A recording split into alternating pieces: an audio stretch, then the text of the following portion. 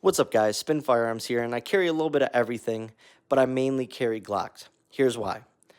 I have a lot of Glocks, a large sample size, a lot of rounds through them, never a single issue. On top of that, the grip angle works really well for my hands. They also have some of the most plentiful magazines and parts kits in the world. They have the most holster availability out of anybody, and last but not least, they're just awesome, simple handguns that will benefit you if crap ever does hit the fan.